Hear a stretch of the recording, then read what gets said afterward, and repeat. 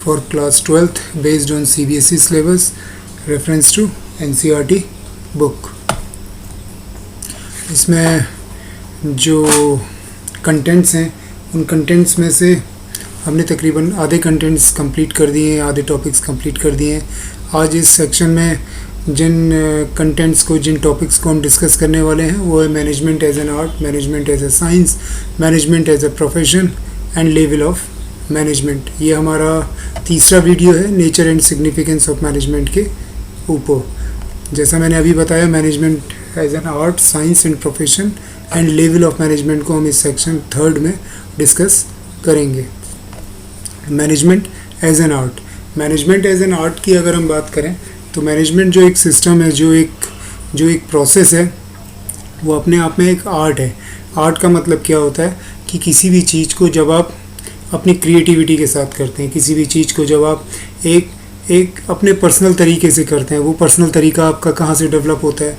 वो पर्सनल तरीका आपका डेवलप होता है, वो पर्सनल जिस प्रोसेस से आप काम करते हैं वो आपका डेवलप होता है आपकी नॉलेज के ऊपर बेस्ड होता है।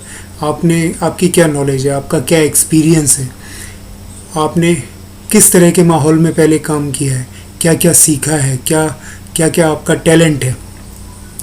तो ये सारी चीज़ें जब इकट्ठी हो जाती हैं, अब उनको आपको एक्सप्रेस करना है। तो उसको एक्सप्रेस करने के लिए उसका एक्सप्रेशन जो है, यानी कि अब आपको जो भी आपने आज तक कुछ सीखा है, जो भी आपके पास है, अब आपको उसको प्रैक्टिस में लाना है। तो प्रैक्टिस में लाते समय जब आप उसमें अपनी क्रिएटिविटी भी इन्वॉल्व करते हैं, अपनी नॉलेज के साथ अपनी क्रिएटिविटी भी जब आप इन्वॉल्व करते हैं, तो वो एक आर्ट बन जाती है, एक कला बन जाती है। कहने का मतलब ये है, कोई भी चीज़ को, जैसे फॉर एग्ज़ाम्पल आप खाना बना रहे हैं, आपने खाना बनाया, बहुत अच्छा खाना बनाया, तो जो बहुत अच्छा खाना बनाया उसको आपने सर्व कर दिया प्लेट में, आपने प्लेट में उसको सर्व कर दिया, लोगों ने उसको अच्छे से उसको खा भी लिया। तो ये आपकी नॉलेज हो गई कि आपको खाना बहुत अच्छा बनाना आता है, आपको पता है कौन से खाने में कौन से स्पाइसेस यूज़ होते हैं, किस तरीके से यूज़ करने चाहिए, खाने का टेस्ट अच्छा कैसे आएगा, तो उसको किस तरीके से पकाना चाहिए, किस तरीके से क्या क्या चीज़ों का इस्तेमाल करके एक अच्छी डिश आप बना सकते हैं। ये आपकी नॉलेज है। अब उसमें आपने क्या करना है, अब उसमें आपने अपनी क्रिएटिविटी डालनी है। The time when you serve, जब आप वो खाना किसी को खिलाने के लिए प्लेट में देते हैं, तो ये आपकी क्रिएटिविटी के ऊपर डिपेंड करता है कि आप उसको सर्व कैसे करते हैं, आप उसको प्रैक्टिस में कैसे लाते हैं। एक तरीका है सिंपली लिया, आपने डाल दिया। दूसरा तरीका है कि आपने उसको धीरे से डाला, धीरे से डाल के उसको अच्छे से उसको गार्निश किया, उसमें एक बहुत ही अच्छा सा लुक लाया। खाना वही है, लेकिन उसका जो आपने प्रेजेंटेशन दिया, जो आपने उसका प्रस्तुतिकरण दिया, उसमें अपना दिमाग लगाया, अपनी क्रिएटिविटी लगाई और उसमें एक नयापन लाने की कोशिश की। अंदर खाना वही है, उस खाने का टेस्ट वही है, बट आपने जो प्रैक्टिस की, जिस तरीके से आपने उसका प्रस्तुतिकरण किया, उसमें आपने अपना दिमाग लगा के, अपनी क्रिएटिविटी लगा के उसको खूबसूरत बना दिया, उसको और अच्छा बना दिया। एक खाना खाने में भी टेस्टी है और साथ में देखने में भी अच्छा है। दिस इज़ कॉल्ड आर्ट, यानी कि आपने अपनी नॉलेज की भी इस्तेमाल किया और नॉलेज के साथ साथ आपने उसमें अपनी क्रिएटिविटी भी लगाई। Same thing is with management.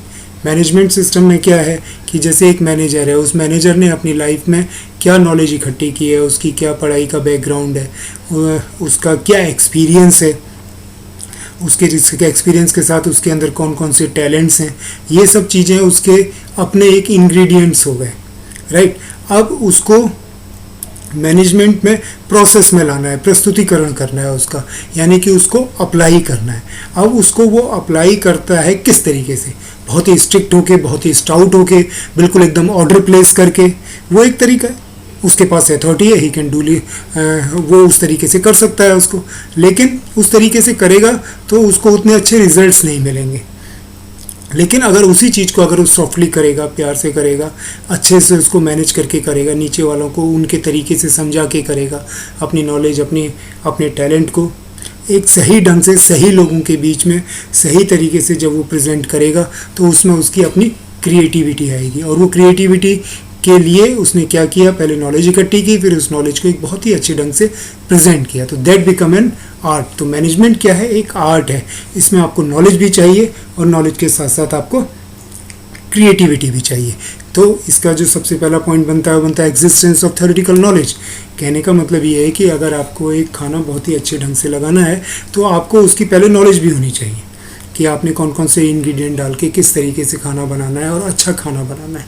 फिर पर्सनलाइज एप्लीकेशन, आप उसको कैसे अप्लाई करने जा रहे हैं, किस तरीके से आप उसको प्रेजेंट करने जा रहे हैं based on your practice and creativity. Practice का मतलब ये होता है कि आपका प्रायर एक्सपीरियंस क्या है, पहले आपने किस किस तरीके से चीज़ों को अप्लाई किया था, किस किस चीज़ तरीके से आपने चीज़ें इम्प्लीमेंट की थी, उसके आपके क्या क्या रिजल्ट्स थे। उन रिजल्ट्स का एनालिसिस करते हुए अब आपको और बेटर तरीक़ों का ज्ञान हो चुका है।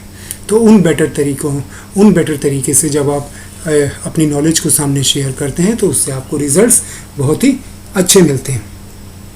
इसके अलावा आप ये देखेंगे कि आर्ट में क्या है कि एक तरह से एक बहुत अच्छा मैनेजर है, तो बहुत अच्छे मैनेजर के मैनेजमेंट सिस्टम में अगर मैं बोलूँ कि उसकी क्या क्वालिटीज़ होंगी, तो वो क्या है ना, वो एक अच्छा मैनेजर होने का मतलब ये नहीं है कि आपके पास बहुत अच्छी नॉलेज है, आपके पास बहुत ज़्यादा टैलेंट है, आपने बहुत ज़्यादा पढ़ाई लिखाई कर रखी है, नहीं, इट्स अ एंटायर कॉम्बिनेशन। ये एक कॉम्बिनेशन है प्रैक्टिस का, क्रिएटिविटी का, इमेजिनेशन का, इनिशिएटिव लेने का, इनोवेशन का और नॉलेज का।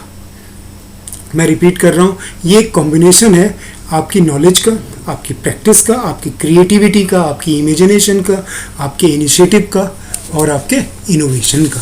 यानी कि आप किस तरीके से अपनी नॉलेज को प्रैक्टिस करते हैं, उसको और ज़्यादा क्रिएटिव बनाते हैं, उसको जो क्रिएटिव आप बनाते हैं अपनी इमेजिनेशन, अपनी कल्पनाओं का इस्तेमाल करके आप उसमें क्रिएटिविटी लाते हैं।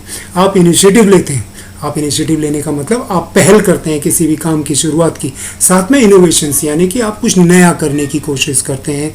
ये कॉम्बिनेशन होता है एक अच्छे मैनेजमेंट सिस्टम का, या ये this is a combination of a very good manager. Very good manager की बात अगर मैं करूं तो वेरी गुड मैनेजर, इस डिस्कशन से हमें क्या पता चला, एक बहुत ही अच्छा जो मैनेजमेंट सिस्टम है या एज अ पर्सन एक बहुत ही अच्छा अगर मैनेजर है तो वो कौन है? वो है जो एक कमिटेड और डेडिकेटेड हाईली ट्रेंड आदमी है। कमिटेड भी है यानी कि जो उसने ठान लिया वो उसको करना ही करना है। डेडिकेटेड है मतलब पूरी तरीके से ईमानदारी के साथ वो अपने काम को कर रहा है। और हाईली ट्रेंड है यानी कि वो जो काम कर रहा है उसके लिए बाकायदा उसके पास नॉलेज है, वो पूरी तरीके से ट्रेंड है और उतना ही पढ़ा लिखा है। जो काम उसको दिया गया है उसकी पूरी नॉलेज उसको है। तो ये सारी क्वालिटीज़ जो हैं, इस क्वालिटीज़ के साथ वो एक सेल्फ मोटिवेटेड आदमी है। उसको मोटिवेट करने की ज़रूरत नहीं है, उस सिस्टम को मोटिवेट करने की, वो खुद ही सेल्फ मोटिवेटेड है। जब वो सेल्फ मोटिवेटेड है तभी वो सामने वाले को मोटिवेट कर पाएगा, तभी वो सिस्टम को मोटिवेट कर पाएगा। तो एक अच्छा मैनेजमेंट सिस्टम, एक अच्छा manager is a combination of many factors में जिसमें प्रैक्टिस आ जाती है, क्रिएटिविटी आ जाती है, इमेजिनेशन आ जाती है, आपकी नॉलेज आ जाती है, सेल्फ मोटिवेटेड होते हैं, एम्बिशियस होते हैं। ये सारे फैक्टर्स जब मिलते हैं तो ये एक सिस्टम अपने आप में कला बन जाती है, कला एक आर्ट बन जाती है, राइट। तो ये हो गया मैनेजमेंट एज एन आर्ट। अब आइए management as a science. Management as a science जब हम बात, साइंस शब्द आ जाता है। साइंस का मतलब क्या होता है? साइंस वर्ड मीन्स मोर और लेस लॉजिकल। साइंस में कभी भी बहुत ज़्यादा थ्योरेटिकल बातें नहीं की जाती, साइंस में बहुत ज़्यादा इमेजिनेटिव बातें नहीं की जाती, और साइंस में बहुत ज़्यादा इस तरह की बात नहीं की जाती जिनके पीछे आप लॉजिक्स प्रूफ ना कर सकें। तो मैनेजमेंट सिस्टम जो है आर्ट के साथ साथ एक साइंस भी है। अब ये साइंस कैसे हुआ? इसमें कोई फिक्स फार्मूलाज तो नहीं होते। जैसा हमने पहले बोला कि मैनेजमेंट सिस्टम जो है वो डायनेमिक इन नेचर है, एज पर सिचुएशन चेंज होता रहता है, एज पर बाहर की और अंदर की सिचुएशन हमको अपने आप को लगातार अपग्रेड करना पड़ता है, उसमें चेंजेस लाने पड़ते हैं। तो ये कैसे होता है? बिकॉज ये साइंस है, क्योंकि ये एक सिस्टमेटाइज बॉडी ऑफ नॉलेज है। कहने का मतलब ये है कि आपका जो प्रायर एक्सपीरियंस है, जो आपने, जैसे मान लीजिए किसी मैनेजर के पास एक 10 साल का एक्सपीरियंस है, तो वो उन 10 सालों में बहुत सी सिचुएशंस के थ्रू गुजरा होगा। तो उस एक्सपीरियंसेस के साथ उसने अपना जो सीखा, जो सीखा, जो नॉलेज इकट्ठी की, उससे उसको ये पता चला कि किस सिचुएशन को किस तरीके से हैंडल करना चाहिए। क्योंकि उसके प्रायर एक्सपीरियंस में बहुत बार ऐसा हुआ होगा कि जब उसके सामने कोई कंडीशन आई, कोई एडवर्स सिचुएशन आई, तो उसने अपने तरीके से उसको हैंडल किया।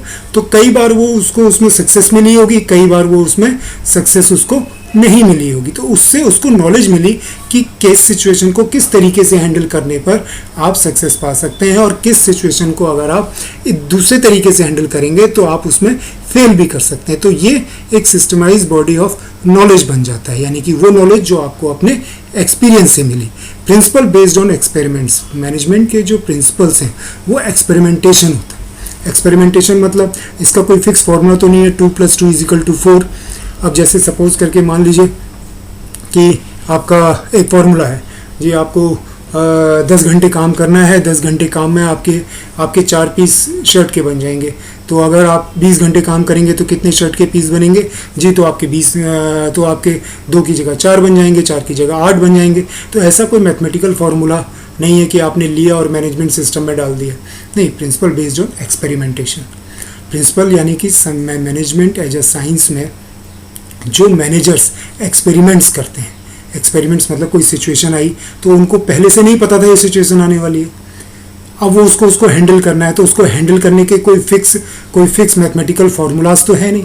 तो वो क्या करता है, उसमें एक्सपेरिमेंट करता है। वो एक्सपेरिमेंट कैसे करता है? अपनी नॉलेज को बेस करके, अपने एक्सपीरियंस को बेस करके, उसका जो प्रायर एक्सपीरियंस है, जो उसकी नॉलेज है, जो उसका टैलेंट है, जो उसका सेल्फ मोटिवेशन है, जो उसका इनोवेटिव नेचर है, उससे वो सिचुएशन पर एक एक्सपेरिमेंट करता है। वो एक्सपेरिमेंट कई बार सक्सेसफुल होता है और कई बार वो एक्सपेरिमेंट फेल हो जाता है।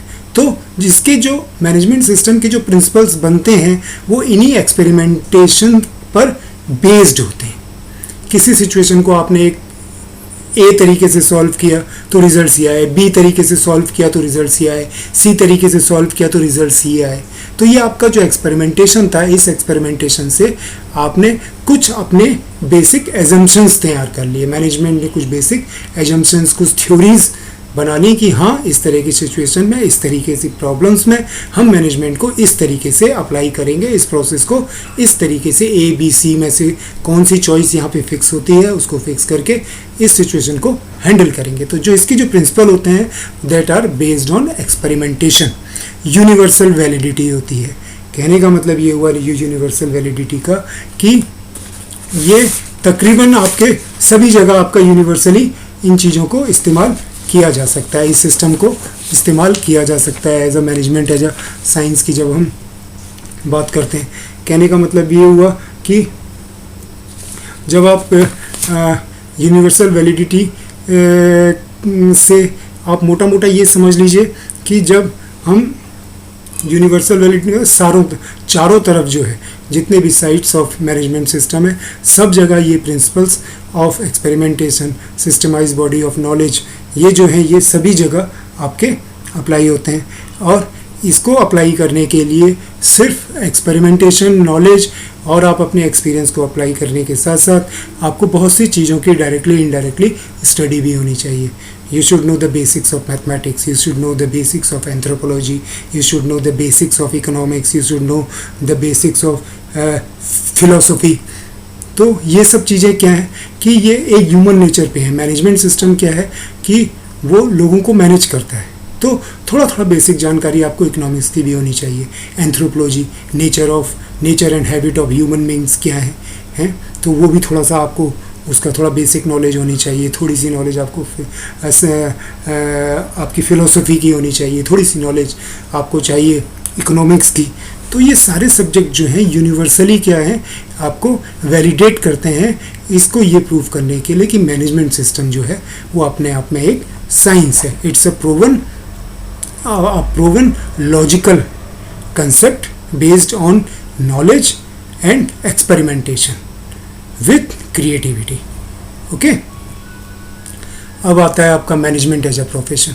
Management as a profession, management जो है वो एक प्रोफेशन है, well defined body of knowledge है। इसमें रेस्ट्रिक्टेड एंट्री होती है, प्रोफेशनल एसोसिएशंस होते हैं, एथिकल कोड ऑफ कंडक्ट होते हैं, सर्विस मोटिव्स होते हैं। Well defined body of knowledge से आप क्या समझे? Well defined body of knowledge से हमको ये समझ में आया कि ये जो एक सिस्टम है, इसके लिए आपको एक सिस्टमेटिक तरीके की एक आपको नॉलेज बेस्ड होना पड़ता है। नॉलेज बेस्ड होने का मतलब ये हुआ कि आप जो भी कुछ करेंगे, जो भी इंस्ट्रक्शंस आप देंगे, जो भी चीज़ें आप वेल डिफाइंड तरीके से नीचे अप्लाई करेंगे, वो एक प्रोफेशनल अप्रोच के साथ होनी चाहिए। उसमें ये कंडीशन होनी चाहिए कि हाँ, आप ये प्रूव कर सकें कि नहीं मुझे इस चीज़ की पूरी नॉलेज है, मैं जो आपको बोल रहा हूँ, जो मैं आपको समझा रहा हूँ, उस चीज़ को आप समझिए और उसको तरीके से एक्सिक्यूट कीजिए। इसमें रेस्ट्रिक्टेड एंट्रीज़ होती हैं। रेस्ट्रिक्टेड एंट्रीज़ का मतलब हुआ कि इसमें हर कोई इसमें एंट्री नहीं कर सकता। कहने का मतलब ये है कि जब हम प्रोफेशन की बात करते हैं तो इसमें कहने का मतलब ये है कि डिफाइंड बॉडी ऑफ नॉलेज में एक सेगमेंट है। मान लीजिए फाइनेंस है, तो फाइनेंस के लिए हम क्या बोलेंगे? फाइनेंस के लिए हम बोलेंगे भाई फाइनेंस डिपार्टमेंट का आदमी है, सीए होगा, एमबीए फाइनेंस होगा, कॉमर्स बैकग्राउंड का होगा। तो ये एक well defined body of knowledge बन गया मैनेजमेंट सिस्टम का। ठीक है। रेस्ट्रिक्टेड एंट्री है। रेस्ट्रिक्टेड एंट्री का मतलब ये हुआ कि इसमें हर कोई एंटर नहीं कर सकता। कहने का मतलब ये है कि अगर आपको कोई एक क्वालिफिकेशन गैदर करनी है, आपको चार्टर्ड अकाउंटेंट बनना है तो आपको सीए का कोर्स करना पड़ेगा, आपको फाइनेंस में स्पेशलाइजेशन लेना है तो आपको एमबीए करना पड़ेगा, है ना। और इसी तरीके से आपकी जो एंट्री होती है वो रेस्ट्रिक्ट हो जाती है।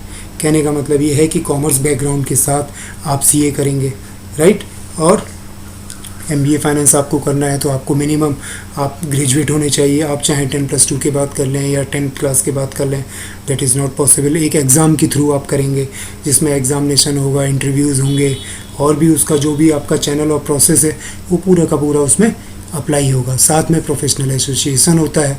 प्रोफेशनल एसोसिएशन का मतलब हमारे इंडिया में बहुत से ऐसी ऑर्गेनाइजेशंस हैं जो इनको ऑथराइज करती हैं, जैसे सीए।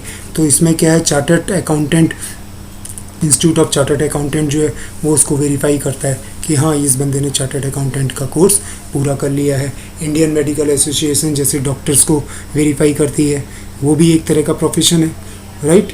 इसी तरह का जो एमबीएज़ है वो all India institute of management जो है आपका एआईसीटी वाले उसको अप्रूव करते हैं कि हाँ, ये डिग्री एज ए एमबीए है। इसके अलावा एथिकल कोड ऑफ कंडक्ट होते हैं, क्योंकि प्रोफेशन है तो उसके कुछ ना कुछ एथिक्स होंगे। कहने का मतलब कि वो उन एथिक्स के ऊपर ही काम करेगा। जैसे एक लॉयर है तो उसके एथिक्स क्या हैं कि वो हमेशा जस्टिस के लिए फाइट करेगा, वो हमेशा अपने क्लाइंट को जस्टिस दिलाने के लिए कोर्ट जाएगा और वो तरीके अपनाएगा जिससे एक प्रॉपर और सही जस्टिस मिले। ये एथिकल कोड ऑफ कंडक्ट हो गया फॉर लॉयर। अब जैसे डॉक्टर है, डॉक्टर का एथिकल कोड ऑफ कंडक्ट क्या हो गया कि जो भी पेशेंट है वो पेशेंट को ईमानदारी से उसको ट्रीटमेंट देगा और उसका पूरा मोटिव होगा कि किसी भी तरीके से, किसी भी ट्रीटमेंट से मुझे किसी भी हालत में इस पेशेंट को नॉर्मल करके, ठीक करके उसको घर भेजना है। ये उसके एथिकल कोड ऑफ कंडक्ट हो गए। यानी कि वो जो भी काम करेगा उसमें एथिक्स होंगे, उसमें कुछ नियम होंगे, कुछ एजम्पशंस होंगे जो उसको फॉलो करने होंगे। अब सर्विस मोटिव है, इसके अलावा मैनेजमेंट एज ए प्रोफेशन में आपका सर्विस मोटिव भी होता है। सर्विस मोटिव का मतलब क्या हुआ कि जैसे कि आप क्लाइंट के इंटरेस्ट का ध्यान रखेंगे, आपका जो डेडिकेशन होगा वो बिल्कुल कमिटेड सर्विसेज की तरफ होगा। मतलब यानी कि जो सर्विस आप कर रहे हैं उसमें पूरी तरीके से आप कमिटेड होंगे। आप अपने क्लाइंट की बात को प्रायोरिटी देंगे, क्लाइंट की बात को समझेंगे और क्लाइंट की बात को बेस्ट से बेस्ट सर्विस देने की कोशिश करेंगे। तो ये क्या हो गया, आपका मैनेजमेंट एज ए प्रोफेशन हो गया। अब इसका जो आज हम लास्ट पॉइंट इसके थर्ड सेक्शन में डिस्कस कर रहे हैं वो करने जा रहे हैं level of management. Level of management क्या होता है? लेवल ऑफ मैनेजमेंट को अगर हम 3 पार्ट्स में डिवाइड कर दें तो हम ये कहेंगे टॉप मैनेजमेंट हो गया, मिडिल मैनेजमेंट हो गया और आपका लोअर मैनेजमेंट हो गया, या आप कह दीजिए कि लोअर मैनेजमेंट बोले तो सुपरवाइजरी और ऑपरेशनल मैनेजमेंट जो होता है। तो अगर हम टॉप मैनेजमेंट की बात करें तो टॉप मैनेजमेंट क्या हुआ? टॉप मैनेजमेंट का मतलब मैनेजमेंट का किसी भी कंपनी का वो हायरार्की में टॉप मोस्ट लेवल के लोग, जैसे कंपनी के जो प्रेसिडेंट हैं, कंपनी के जो मैनेजिंग डायरेक्टर हैं, कंपनी के जो चेयरमैन्स हैं, कंपनी के जो सीईओ चीफ एग्जीक्यूटिव ऑफिसर्स हैं, ये सब के सब टॉप लेवल मैनेजमेंट में आते हैं। टॉप लेवल मैनेजमेंट का क्या काम होता है? टॉप लेवल मैनेजमेंट का काम होता है कंपनी की फाउंडेशन रखना, किसी भी एक कमर्शियल यूनिट की फाउंडेशन रखना। फाउंडेशन के साथ साथ वो उसके साथ साथ तय करते हैं कंपनी का मोटिव क्या है, कंपनी किस सेगमेंट में काम करने वाली है, कंपनी के ऑब्जेक्टिव्स क्या हैं। ये जितने भी टॉप मोस्ट डिसीजंस हैं, जितने भी टॉप मोस्ट पॉलिसीज़ हैं, वो सब के सब टॉप मैनेजमेंट बनाती है। जो आपके डायरेक्टर्स हैं, प्रेसिडेंट्स हैं, चेयरमैन्स हैं, सीईओ हैं, ये उनकी जिम्मेदारी बनती है कि वो कंपनी के ऑब्जेक्टिव को सेट करें। कंपनी के जब वो ऑब्जेक्टिव सेट करेंगे तब कंपनी की नीचे की पूरी हायरार्की उन ऑब्जेक्टिव्स को लेकर अपने काम को उसके अकॉर्डिंग सेट करेगी। बड़ी बड़ी जो पॉलिसीज़ बनती हैं, लॉन्ग टर्म जो पॉलिसीज़ हैं, वो आपकी टॉप मैनेजमेंट बनाती है। बड़ी बड़ी पॉलिसीज़ का मतलब कि मान लीजिए अगर ये डिसाइड करना है कि आज से 5 साल बाद कंपनी ने कहाँ पहुँचना है, आज से 5 साल बाद, आज हमारी कंपनी का जो टर्नओवर है वो 100 करोड़ है, 5 साल बाद हम चाहते हैं कि हमारी कंपनी का जो टर्नओवर है वो 1000 करोड़ हो, तो ये चीज़ कौन फिक्स करता है? ये टॉप मैनेजमेंट फिक्स करती है। टॉप मैनेजमेंट फिक्स करने के बाद वो कुछ एजम्पशंस देती है, कुछ गाइडलाइंस देती है कि ये पॉलिसीज़ हैं, ये गाइडलाइंस हैं, इनको फॉलो कीजिए। और इनको फॉलो करने के साथ साथ हमारा टारगेट है कि आने वाले 5 साल के अंदर हमको अपनी कंपनी को इस लेवल तक ले जाना है। तो इस तरह के जो टॉप मोस्ट हाईएस्ट डिसीजंस होते हैं, that has been taken by the top management. उसके बाद आता है middle level management. Middle level management क्या हुए? मिडिल लेवल मैनेजमेंट जैसे एक कंपनी के अलग अलग सेगमेंट्स होते हैं, फाइनेंस डिपार्टमेंट है, एचआर डिपार्टमेंट है, ऑपरेशनल डिपार्टमेंट है, आपका सेल्स एंड मार्केटिंग डिपार्टमेंट है। तो इन जितने भी डिपार्टमेंट्स हैं, इनके जितने भी हेड्स होते हैं, जितने भी ऑपरेशनल हेड्स होते हैं, डिपार्टमेंटल हेड्स होते हैं, वो सब के सब आपके मिडिल लेवल मैनेजमेंट में आते हैं। आपके जितने भी जनरल मैनेजर्स हैं, जितने भी आपके टॉप कैटेगरी हायरार्की के जो मैनेजर्स हैं, यूनिट हेड्स हैं, ये सब के सब मिडिल लेवल मैनेजमेंट में आ जाते हैं। मिडिल लेवल मैनेजमेंट वो मैनेजमेंट हुआ जो टॉप मैनेजमेंट और बॉटम लेवल के मैनेजमेंट के बीच में कोऑर्डिनेशन का काम करता है। और जनरली ये लोग अलग अलग यूनिट, अलग अलग डिपार्टमेंट्स के हेड होते हैं। इनका काम होता है टॉप मैनेजमेंट्स के इंस्ट्रक्शंस लेकर उन इंस्ट्रक्शंस को वाइफरगेट करके एज पर डिफरेंट डिपार्टमेंट्स उनको अप्लाई करना। उनको अप्लाई करने का मतलब ये हुआ कि टॉप मैनेजमेंट ने कह दिया कि भाई हमको 5 साल के अंदर कंपनी को इस लेवल से इस लेवल तक पहुंचाना है, राइट। अब ये मिडिल लेवल मैनेजमेंट की जिम्मेदारी बन जाती है कि मिडिल लेवल मैनेजमेंट अपने यूनिट हेड को, यानी कि यूनिट हेड अब फाइनेंस डिपार्टमेंट है, फाइनेंस डिपार्टमेंट का काम करने का तरीका टोटली डिफरेंट है in comparison to the HR department. HR department का काम करने का तरीका, काम क्या क्या उसकी असाइन ड्यूटीज़ हैं, वो बिल्कुल डिफरेंट है in terms of operational department. Operational department जो मैन्युफैक्चरिंग में टोटली इन्वॉल्व है, वो उसका काम करने का तरीका, उसके जो लोग हैं, उन लोगों का जो टैलेंट है, जो कैलिबर है, वो बिल्कुल डिफरेंट है from the sales department, right. तो सारे के सारे जो यूनिट्स हैं, सारे के सारे जो सेगमेंट्स हैं कंपनी के, उन सब में अलग अलग कैलिबर, अलग अलग टैलेंट, अलग अलग काम से रिलेटेड लोग हैं, ठीक है। But at the end of the day सबका ऑब्जेक्टिव क्या है कि हमको 5 साल के अंदर कंपनी को उस लेवल तक पहुंचाना है।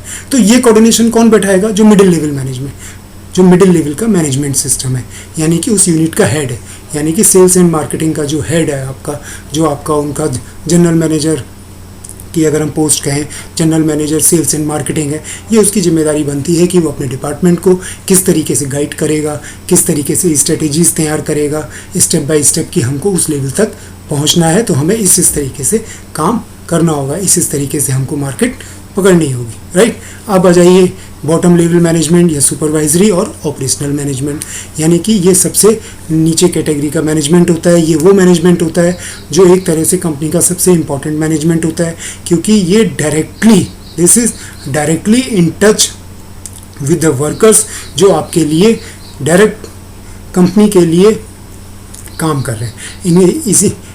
इन ये सुपरवाइजरी लेवल और ये ऑपरेशनल मैनेजमेंट जो लेवल है, इनका काम होता है डेली एक्टिविटीज़ को देखना। डेली की क्या एक्टिविटीज़ है, डेली में कौन कौन से काम आपको किन किन लोगों को असाइन करना है, किन किन ग्रुप से आपको कौन कौन सा काम करवाना है, उसमें जो काम हो रहा है वो काम अपने जो टारगेट उनको दिए गए हैं उसके अकॉर्डिंग पूरा हो रहा है नहीं हो रहा है, जो क्वालिटी स्टैंडर्ड्स हैं उसके हिसाब से हो रहा है नहीं हो रहा है, जो वेस्टेज है, जो काम करने के बाद जो वेस्टेज निकल रहा है वो ऑप्टिमम है या नहीं है, मिनिमम है या नहीं है, वेस्टेज कंट्रोल करना है, सेफ्टी, ये सब काम के बीच में जो सेफ्टी स्टैंडर्ड्स हैं वो फॉलो हो रहे हैं नहीं हो रहे हैं। तो ये डेली के डे टू डे जो काम है, इनका सुपरविज़न, इनका असाइनमेंट,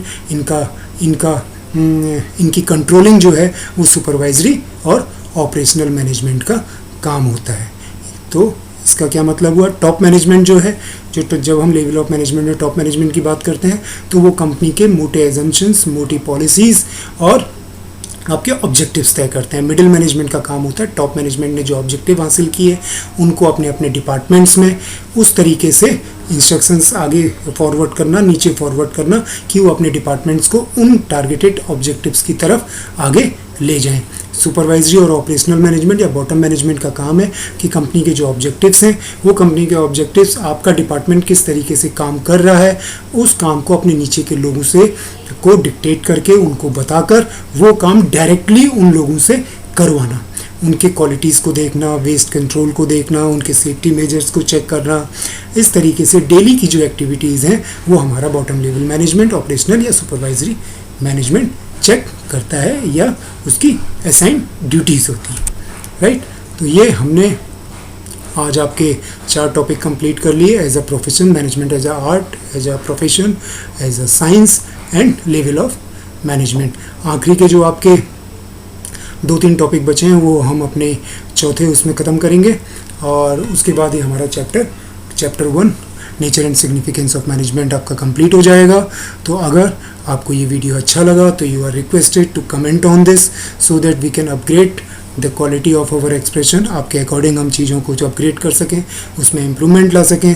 प्लीज़ इस वीडियो को लाइक कीजिए, सब्सक्राइब कीजिए और शेयर कीजिए। Thank you very much. Have a nice time, have a nice day, bye.